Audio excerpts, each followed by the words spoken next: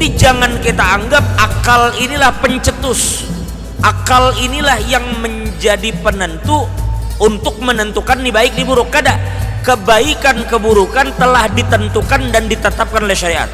Maka sekarang akal fungsinya hanya tinggal memilah, memisahkan mana yang baik, mana yang buruk.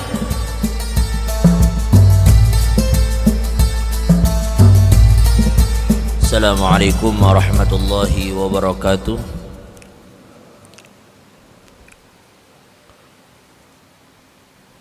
Alhamdulillahi rabbil alamin. Allahumma salli ala sayyidina Muhammadin wa alihi at-tayyibin at-tahirin wa sahabatihi ajma'in wa man tabi'ahum bi ihsanin ila yaumiddin. Alhamdulillah, segala puji hanya milik Allah yang telah mengumpulkan kita bersama-sama di masjid ini dalam keadaan sehat walafiat. Salawat dan salam kita haturkan kepada junjungan kita Nabi besar Muhammad sallallahu alaihi wasallam, kepada keluarga beliau, sahabat, serta orang-orang yang rela meneruskan perjuangan beliau hingga hari kiamat. Di dalam sebuah hadis yang diriwayatkan oleh Imam Muslim, Nabi sallallahu alaihi wasallam bersabda, "Innallaha yuhibbul 'abdat taqiyyal ghaniyal khafi." Sesungguhnya Allah mencintai hambanya yang bertakwa kepada Allah. Huwallazi yattaqi rabbahu bi fi'li ma umira bihi wal intiha amma nuhiya anhu. Sesungguhnya Allah mencintai hambanya yang bertakwa, yaitu orang-orang yang berusaha untuk selalu mengerjakan apapun yang Allah perintahkan dan meninggalkan apapun yang Allah larang. Tugas kita hanya untuk menjalani apa yang Allah telah tetapkan. Yang kalau kita fikirkan bahwa apa yang Allah perintahkan dan yang Allah larang itu mesti tidak bertentangan dengan fitrah manusia, dan tentu tidak akan bertentangan dengan kebaikan manusia, baik personal ataupun sosial. Jangan kita menghukumi sesuatu baik itu sumbernya adalah akal kita. Bukan kemudian artinya kita tidak menggunakan akal dalam hal ini. Ulun perlu sampaikan ini, dan ulun bicara di beberapa tempat beberapa hari terakhir ini, karena lebih kurang sekitar 5 hari yang lalu, karena ulun bercerita selama tidak menyebutkan nama, tidak gibah kan, kami berbincang dan didatangi oleh seseorang yang mengaku sudah sekitar seminggu atau 2 minggu terakhir ini beliau tidak lagi melaksanakan sholat. Dan beliau menganggap bahwa puasa dan zakat yang selama ini diwajibkan itu terlalu mengikat dan beliau rasa mengekang beliau. Ini bukan orang yang kemudian umpat-umpatan aliran merasa makrifat terlalu tinggi, lalu kemudian kada lagi sampai kepada derajat kada wajib lagi. Bukan orang yang begitu, bukan. Tetapi murni beliau katakan, saya beberapa waktu terakhir ini menonton di YouTube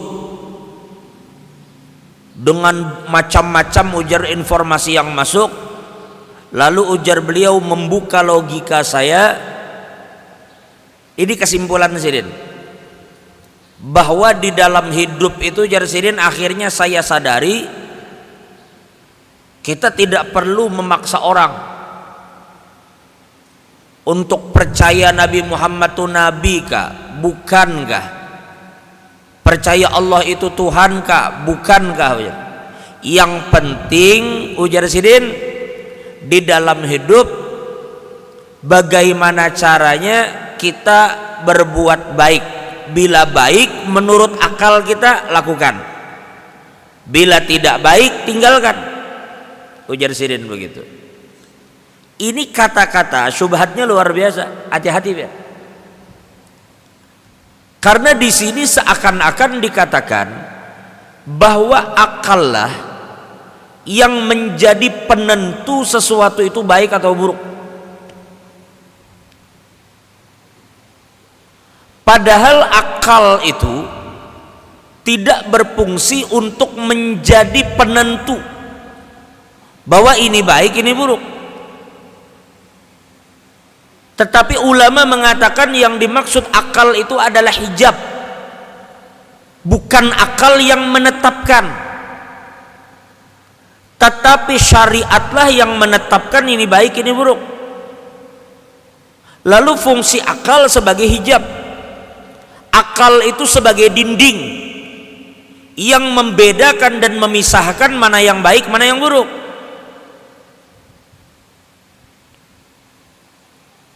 Jadi jangan kita anggap akal inilah pencetus, akal inilah yang menjadi penentu untuk menentukan ini baik, ini buruk. Kada, kebaikan keburukan telah ditentukan dan ditetapkan oleh syariat. Maka sekarang akal fungsinya hanya tinggal memilah, memisahkan mana yang baik, mana yang buruk. Makanya maaf, orang-orang yang mereka kekurangan akal, mereka kada bisa lagi membedakan nyebet telanjang di muka umum kah, nyebet telanjang ketika sorangan kah, tercampur aduk. Karena kada bisa lagi memisah antara baik dan buruk, bukan menetapkan. Karena ini bahaya logika nih kalau dibawa. Karena baik menurut satu orang belum tentu baik menurut pihak yang lain. Benar menurut sekelompok orang belum tentu benar menurut sekelompok yang lain. Mau kada mau kita harus memiliki barometer tetap. Barometer kita, tolak ukur kita adalah syariat yang Allah telah tetapkan. Bila syariat memandang itu baik, baik. Bila syariat mengatakan itu buruk, buruk. Dan kenyataannya kada akan syariat itu bertentangan dengan fitrah dan naluri manusia, itu kada akan. Sekarang begini saja Pak, sampai ulun tantang orang itu, ulun cukup lama berbincang dari sekitar 8:30 malam sampai 1:30.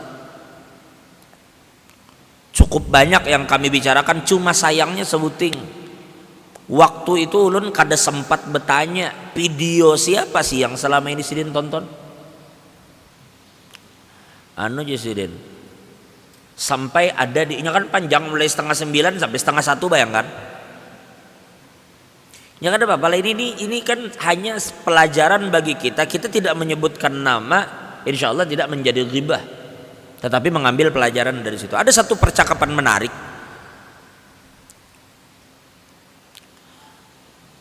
Beliau mengatakan, jujur saja Pak, saya tidak percaya, ujar beliau, dengan adanya jin dan syaitan. Titik. Ulun kenapa Pak? Ujar Sidin simpel saja. Karena selama ini saya tidak melihat dan tidak bisa membuktikan adanya jin dan syaitan. Menurut saya jadinya bila orang berbuat jahat, ya inya yang jahat, kada usah dibawa-bawa lagi syaitan, kada usah disalah-salahkan lagi syaitan. Dianggap syaitan berbisik segala macam, syaitan disalahkan. Ini sekilas memang, dan kenyataannya ujar beliau jin dan syaitan tidak bisa dilihat dan memang tidak ada yang bisa melihat. Maka kalau seperti itu Bapak percaya adanya jin dan syaitan, saya jaga bahasa kita tuh kena dulu. Ini kesimpulan ini, logika seperti ini dalam logika disebut dengan logika al-falasi, kecacatan dalam berpikir. Beliau ini menarik satu kesimpulan, tetapi dasar argumennya ini jaka ibarat bangunan itulah, pondasinya luar biasa lemah. Bangun aja bangunan di atasnya mudah kan orang matahkan.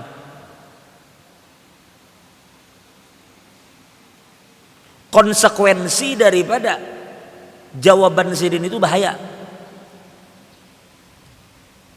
Saya tidak percaya dengan jin dan syaitan itu kada bisa dilihat. Itu kesimpulan kan namanya. Seandainya kesimpulan ini kita buat rumus di dalam logika, kalau di dalam mantik itu ada al-muqaddimatus sughra, ada al-muqaddimatul kubra, lalu kemudian melahirkan natijah. Premis minor jarang dengan premis mayor, menghasilkan satu konklusi, menghasilkan satu kesimpulan. Berarti kesimpulan Sidin itu andai kita urai, maka rumusnya kurang lebih begini: setiap sesuatu yang tidak terlihat berarti tidak ada, kan begitu harusnya kalau kita buat rumus. Sesuatu yang tidak terlihat berarti tidak ada. Itu A. B, jin dan syaitan tidak terlihat. Ulun ulang. A, setiap sesuatu yang tidak terlihat berarti tidak ada. B, jin dan syaitan tidak terlihat. Berarti kesimpulan dari dua kalimat ini adalah jin dan syaitan kada ada, kan gitu. Kayak itu lah.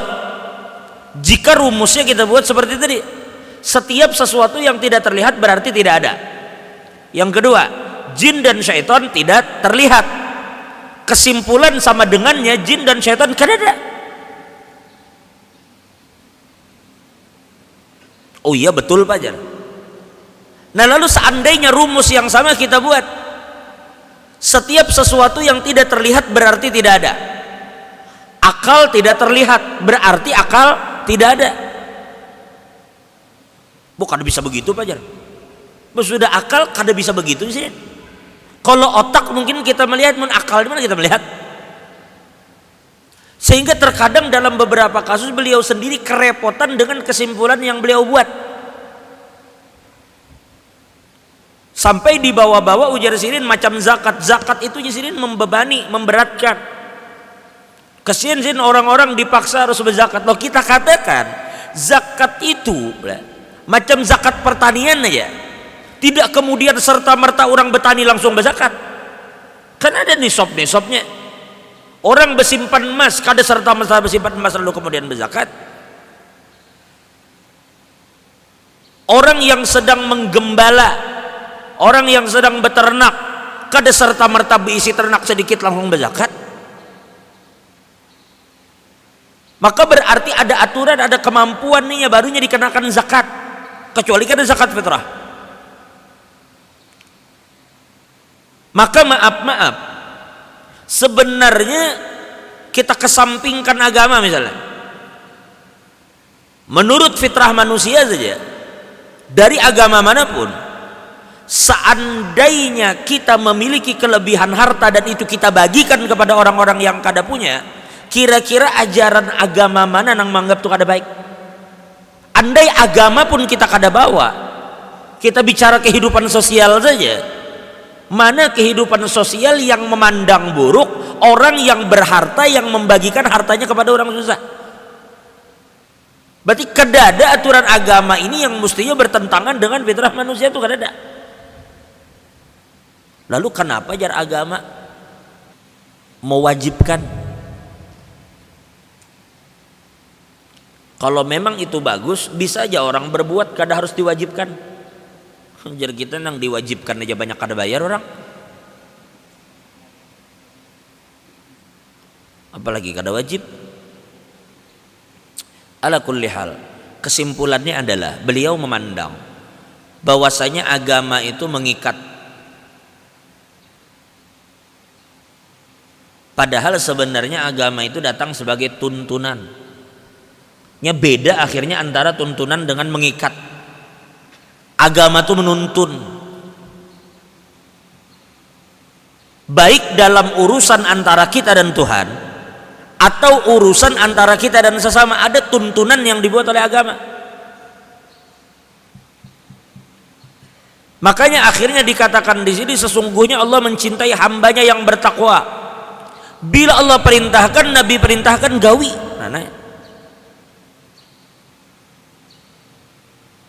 Apabila Allah dan Nabi melarang, tinggalkan. Nah, kita ini hidup di zaman sekarang ulun kutip,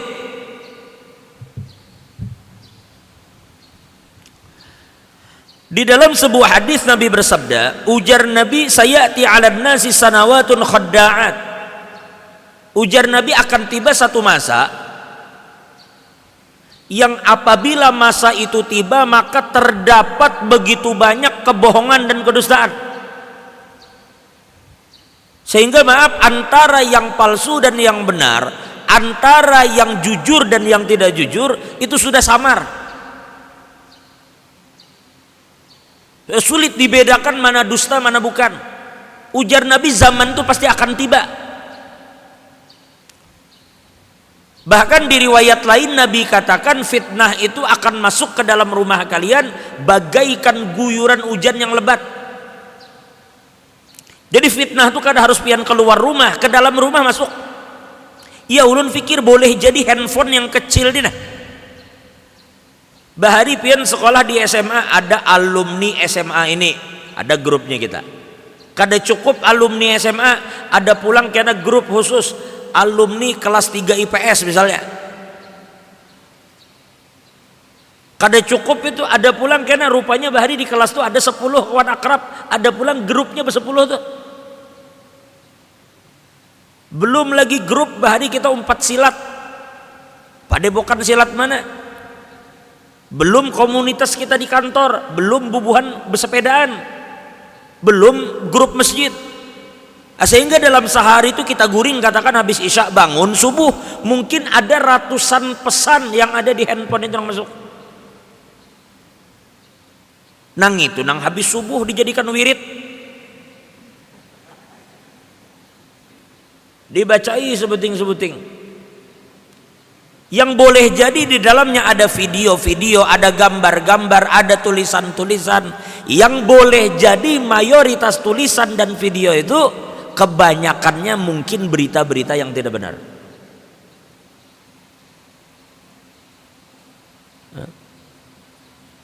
Dan berapa banyak di antara kita begitu cepat merespon, emosi dengan video yang diterima, emosi dengan tulisan yang diterima. Meledak-ledak kita emosi, ternyata yang terjadi kada seperti yang kita kira. Fitnah terjadi luar biasa.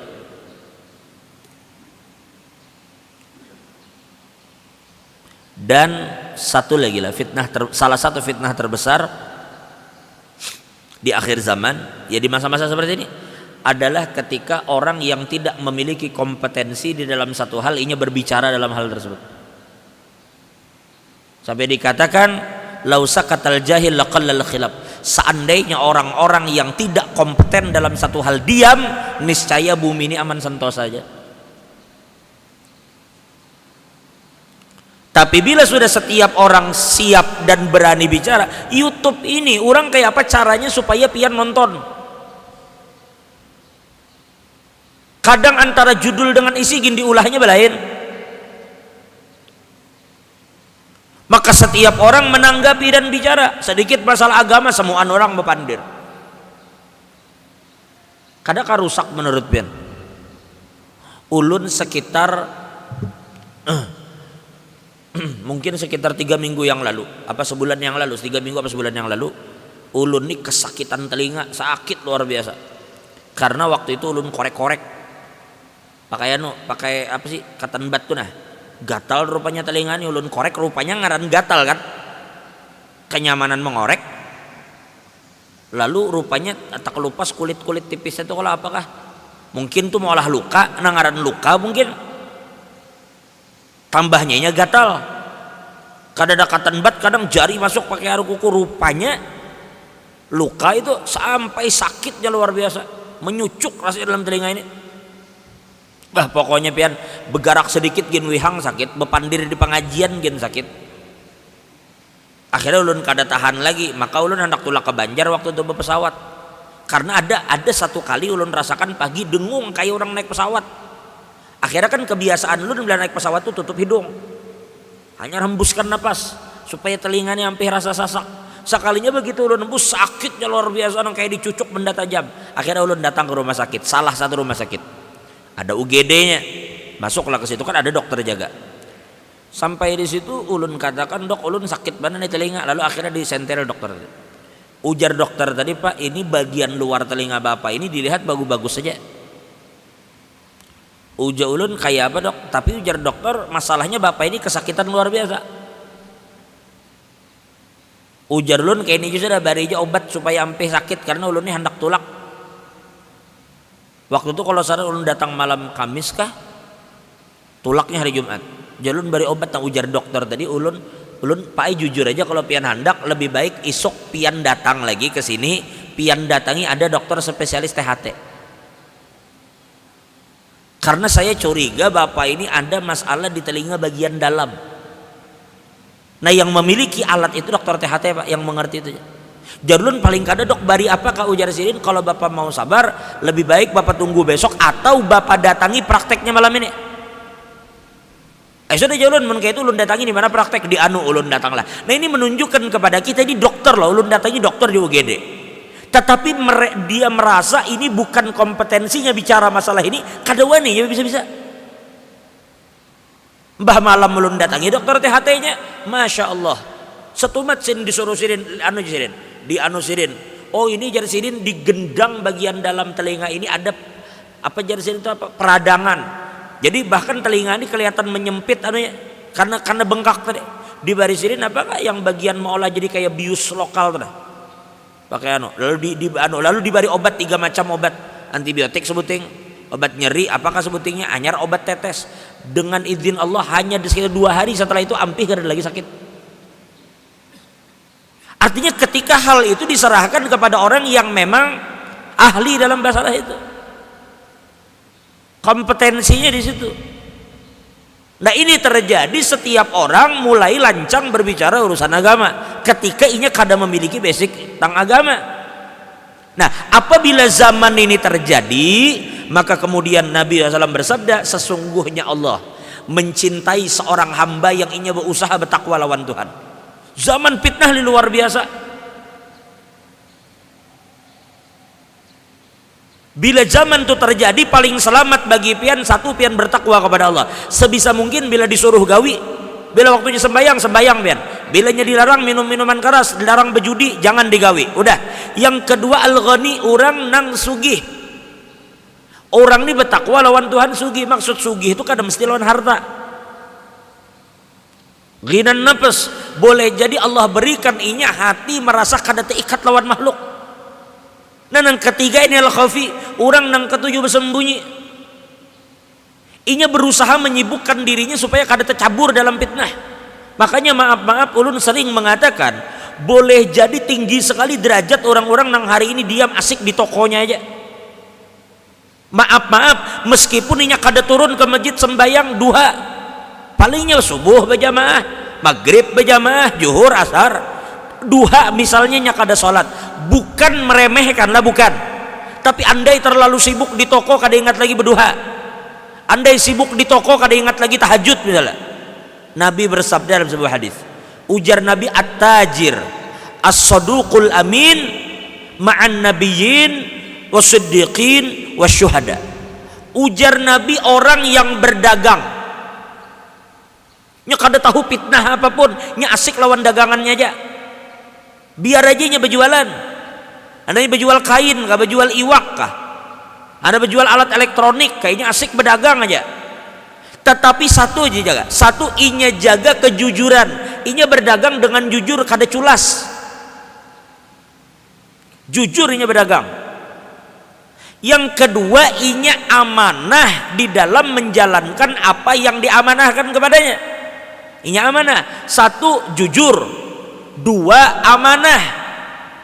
Maka Nabi menjamin bila orang berdagang, berusaha maksudnya, lalu di dalam usahanya inya jujur, inya amanah, maka inya akan dikumpulkan masuk ke dalam surga beimbai dengan para nabi, beimbai dengan para syuhada.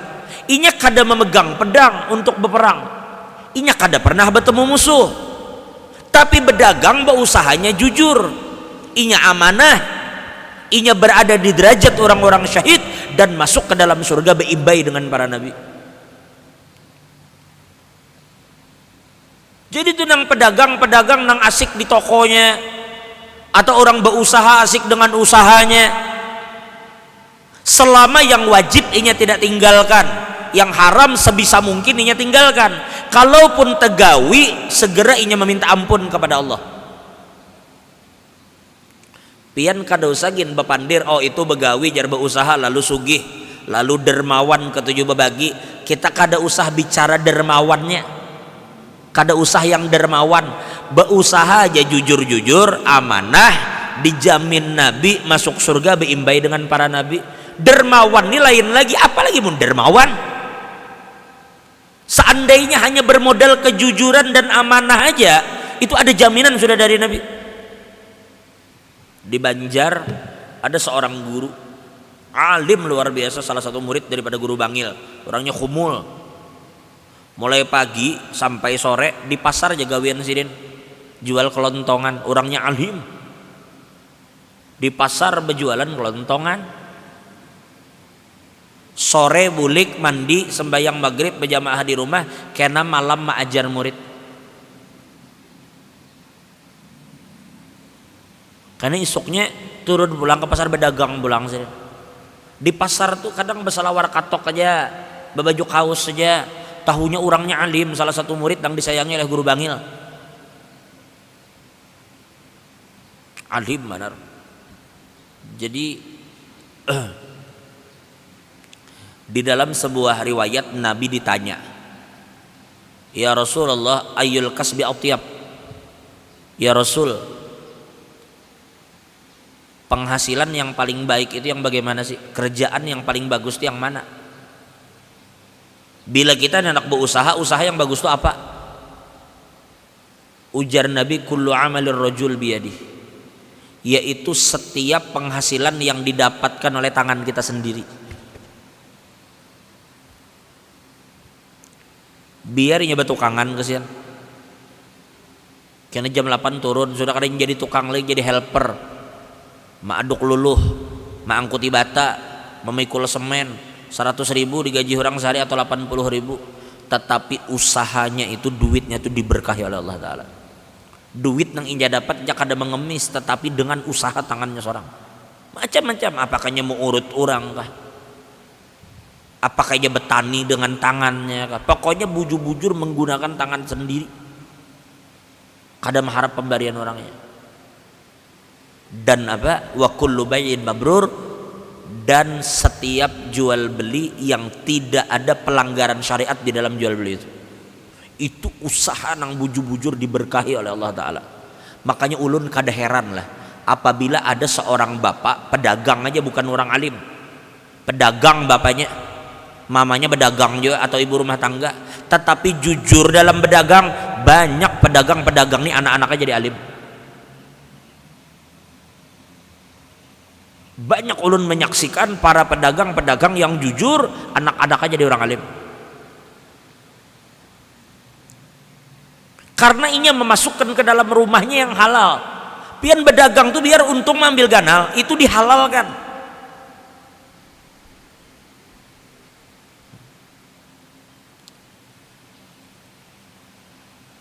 Ahallallahu al-bai'a wa harramar riba. Allah menghalalkan jual beli, mengharamkan riba. Amun riba kada boleh beli palipat, ada pun berjualan beli palipat untung ada apa? Nah maksudnya di zaman-zaman fitnah seperti ini, kalau memang pian bisa menyibukkan diri untuk terhindar dari fitnah itu, silahkan pian sibukkan diri pian dengan itu.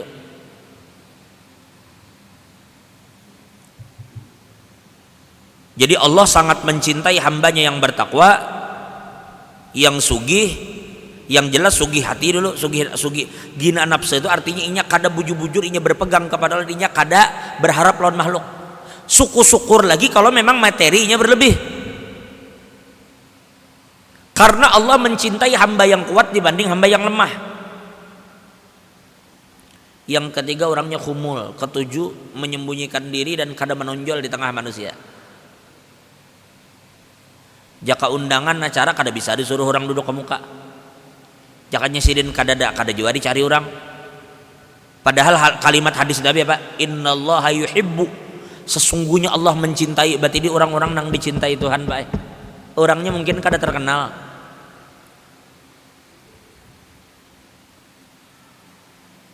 Mana sidin mondok? Oh, kada mondok.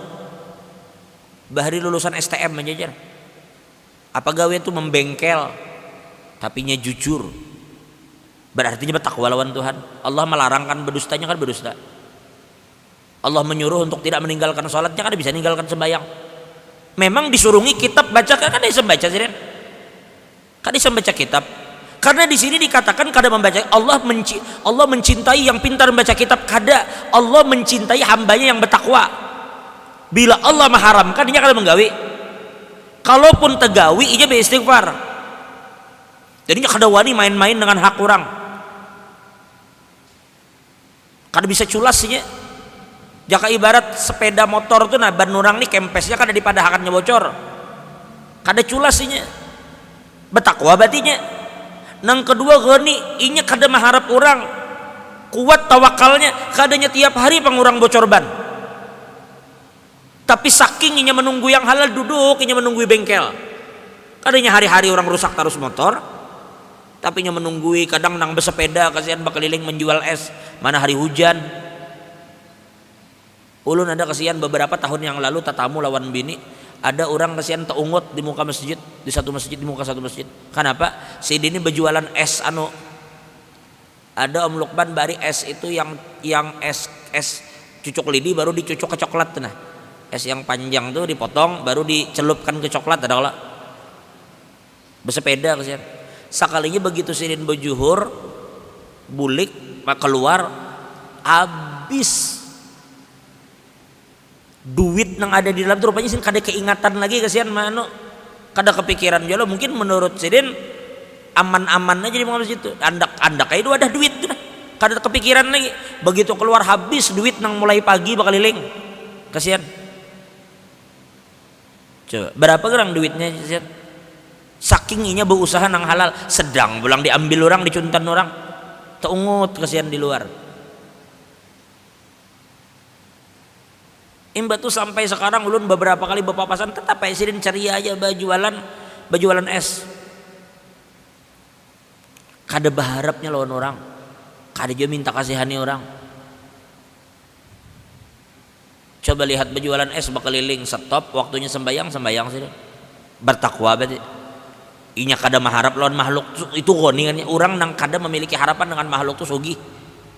Meskipun di rekening duitnya kada banyak nang terakhir inya kada dikenal orang.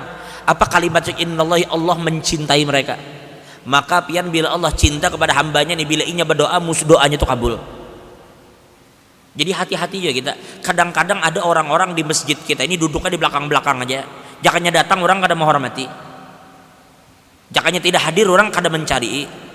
Tapi bila inya mengangkat tangan berdoa Allah kada menolak doanya. Ada hamba-hamba yang begitu. Dan berhati-hati juga kita jangan sampai ketika Allah memberikan kita satu amanah kita justru khianat dengan amanah itu dan kita jangan main-main dengan apalagi maaf lah bila pian diamanahi sesuatu yang berkaitan dengan hak orang. Itu jangan sekali-sekali hendak diganggu gugat. Terkadang orang-orang tuh kecil dalam pandangan manusia, inya tumbang-tumbalik mencari rezeki tepalu-palu belum tentu dapat. Tapi itu Allah berkahinya rezekinya kan. Lihat ya Habib, percaya aja. Allah akan berkahi hidup mereka tuh.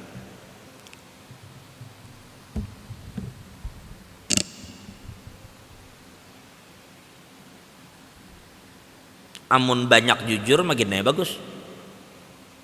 Usaha lancar besar usaha jujur amanah bagus ya. Kada masalah harus ganal duit atau sedikit duit tapi nya jujur. Dan ini ngalih anak disambat sedikit sensitif lah. Agak sedikit sensitif tapi ya mau kada mau kita sampaikan saja. Dulu Wah ini kada lagi kalau dulu.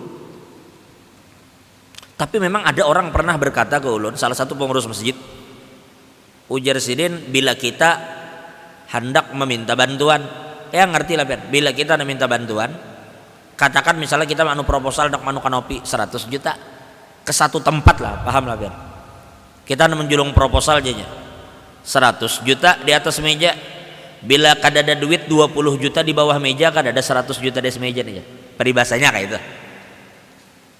Nah dulu tahun 2006 kah 2007 kah sekitar itulah lebih kurang, ulun dulu kadang ngerti masalah kayak ini. Lalu ada orang mendatangi ulun, kada lama kenal, baru-baru kenal aja, kada terlalu lama kenal, sekitar tahun 2006 2000, ulun masih sekolah di Banjar saat itu. Ujar orang ini, sampean mondok di mana Mas? Di sini. Coba sampaikan ke guru sampean, maulah diberi bantuan di pondok beliau, soal untuk bangun, ajukannya karena proposalnya untuk membangun kelas kah atau apa, kena ajukan, cuma nanti teman saya nguruskan di tempat yang memang berwenang untuk mengeluarkan bantuan itu. Tapi ini sudah biasa Pak, Jarmani ulun waktu itu, yaitu nanti kita akan kirim 100% ke rekening pondok, 100%. Tapi setelah terkirim bulikakan 20 atau 30%. Paham maksudnya lah? Tapi ngirim 100% dulu. Tapi mbah tuh bulikakan 20 ya, anggaplah kita berterima kasih Pak lawan yang menolongi aja. Ngaran ulun waktu itu kada paham, sampaikanlah ke guru. Jadi guru amat jenis ya. Kan 30%, seandainya jadi sidin, katakan misalnya dana untuk membangun kelas dibantu 300 juta, ngaran kita nih kada, tapi waktu itu kada paham bapak dire jadi ulun guru jaka 300 juta, gurunya minta 30%, artinya 210 juta dibari, jadi ulun siapa lagi bari 210, lumayan ya membangun kelas. Ujarnya amat jeni, seandainya sin inya minta duit 10 juta, aku sin ada tabunganku tuh aku bari lawannya, anggap aku bahadiah lawannya. Ini sin kembayangkan 30%, 300 juta, 90 juta. Amun aku sin menerima 210, sedangkan yang diketahui masuk 300, apa sih sedang kubangkakan harga? Berarti kan pakunang sekilo tuh kita jadikan sekian harganya. Berarti kan sin pasir jadi sekian, pada izin kada. Oh ini hanya ulun paham. Andai itu dilakukan lah, sekalipun dengan bahasa tadi terima kasih sudah menolongi, hukumnya haram itu. Hukumnya haram meskipun bahasanya, tapi ini mau urusakan lo memang gawiannya ternyata. Dan ulun berisi kawan di bagian ini, ulun tanyanya, jadi ulun seandainya kayak itu, nah kita keluarkan dana untuk bantu al-ma'ruf katakan 1 miliar, lalu kita ambil di situ 15% atau 20%, itu legal lah? Kada legalnya, kada legal ternyata, berarti ilegal. Tapi ulun salut, ada satu masjid di Samarinda, kalau sudah disebut lah, pengurusnya juga nang bisi nyali, ketuanya, ada satu masjid di Samarinda ini. Jadi pengurus itu pakai sah ulun, keluar proposalnya berapa tahun yang lalu, 1 miliar keluar, dasar keluar 1 miliar. Yang mengurusakan ini memang bakawan, jadi bahasanya artinya kenalah bila sudah keluar, ingati kawan dan mengurusakan. Tenang aja kamu, jujur bang, ingati kawan. Rupanya nang panitia nih incar coba lebih yuk. Tenang aja kamu, kada mungkin kada ingat lawan situ jar. Dapat duit 1 miliar, cair duitnya, dianwakan situ dasar bagus masjidnya, dibagusin masjid. Rupanya nang mau urusakan ini datang, kada ingat lagi ke lawan kawan. Asik bangun terus.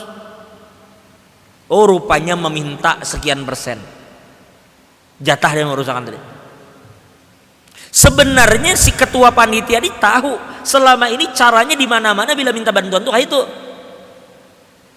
Tapi yang ulun salut ya bahasa sidin. Padahal memang kenal bakawan. Cuma memang setelah itu jar kada teh bagus lagi hubungannya, sidin termasuk wani. Jadi sidin memandiri orang nang meminta tadi, nang mau urus tadi kisahnya. Aku yang memperjuangkan nih. Ujar Sidin, anu, nah aku minta maaf Bang. Setelah Bapak Andin anu Bang, minta ada jatah di situ. Aku Sidin minta maaf Badar anu aku ini telanjur sudah tersampaikan ke masyarakat bahwa dapat bantuan CM. Telanjur sudah tersampaikan bahwa CM bantuannya. Lamun ikam Sidin meminta 100 juta misalnya. Kayak apa? Aku bingung. Sudah telanjur tersampaikan ke masyarakat. Atau kayak di Sidin kami keluarkan karena duitnya. Cuma Sidin karena Jumat kuumumkan.